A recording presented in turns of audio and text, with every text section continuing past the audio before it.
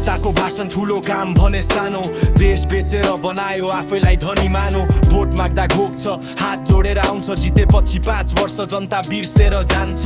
सडकको खाल्डोमा सपना डुब्छ अस्पतालमा औषधि नपाएर मान्छे रुन्छ स्कुलमा किताब छैन भविष्य अन्धकार तर नेताको घरमा महल र दरबार कर तिर्छ जनता पसिना बगाएर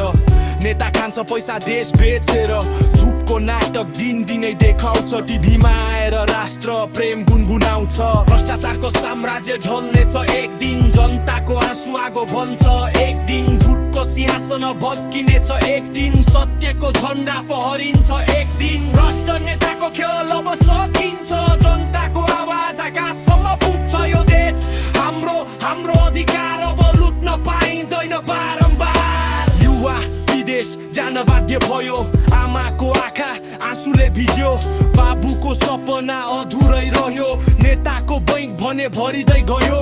खेत बाँझो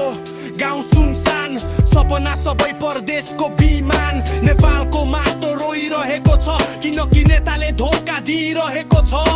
घुस बिना काम हुँदैन न्याय बिना शान्ति हुँदैन सिस्टम नै भ्रष्ट बनाइयो सत्य बोल्ने मान्छे डराइयो तर एक दिन आधी आउँछ जनताको क्रोध ज्वालामुखी बन्छ त्यो दिन सिंहासन हल्लिन्छ भ्रष्टाचारको जाल च्यातिन्छ हामी चुप बस्ने पुस्ता होइन हामी परिवर्तनको आवाज हौ यो देशको माया मुटुमा छ त्यसैले हामी विद्रोह हौ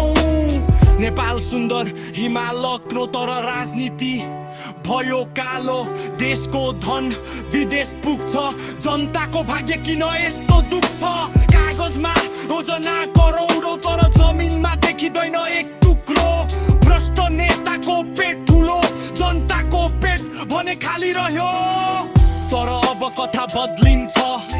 नयाँ पुस्ता उठेर आउँछ सत्यको बाटो देखाउँछ देशलाई फेरि उज्यालो बनाउँछ